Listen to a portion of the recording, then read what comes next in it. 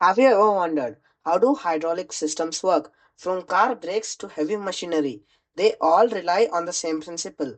Observe what happens. This is a basic hydraulic system. How did me applying force over here result in change over here? To understand that, let's understand pressure. In a liquid, molecules are in constant random motion. They collide with each other and with the walls of the container. These collisions exert force on the surface of the container, and that force per unit area is called pressure. So, microscopically, pressure arises from molecular interaction. When I push the first piston, I'm not just moving a handle, I'm creating a localized compression zone, a region of high pressure. This creates a pressure gradient that forces molecules to interact, propagating a pressure wave through the fluid at the speed of sound. As we know, force is equal to mass times acceleration. When the pressure wave reaches the second piston, it exerts a force across its entire surface. Since pressure is equal to force by area, the force applied on the second piston is going to be pressure times area.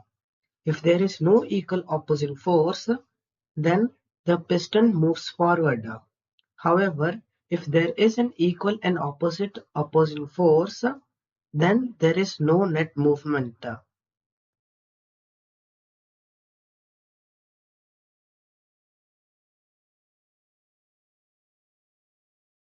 Once the system reaches a static equilibrium phase, the second piston stops moving, with there being no net acceleration. And as per that, there is going to be no net force. Since our system is confined and fluid is incompressible, we can conclude that the pressure applied at the start is going to be equal to the pressure at the end when the system has reached a static equilibrium phase. And that is also known as Pascal's principle, or P1 is equal to P2. By Pascal's principle, we know that P1 is equal to P2. Now, over here, P1 is equal to F1 by A1 and P2 is equal to F2 by A2. As we know, P1 is equal to P2.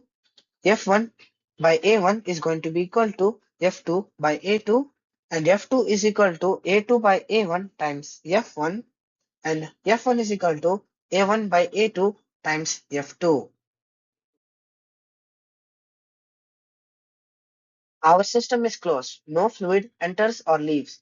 Mass of the fluid remains constant, and if our liquid is nearly incompressible, meaning the density changes negligibly, therefore volume pushed in is going to be volume pushed out.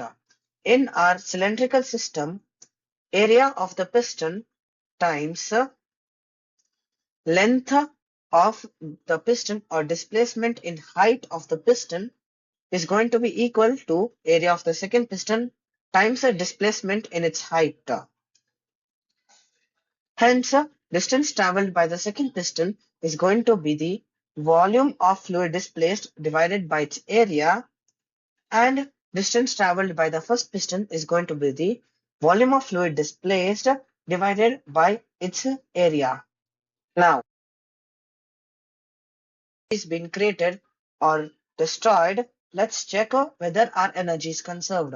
Energy or work done is equal to force times displacement.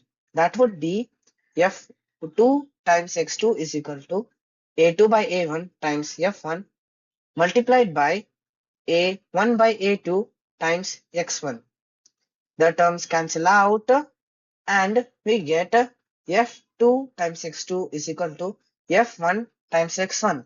That means our energy is conserved and work out is equal to work in.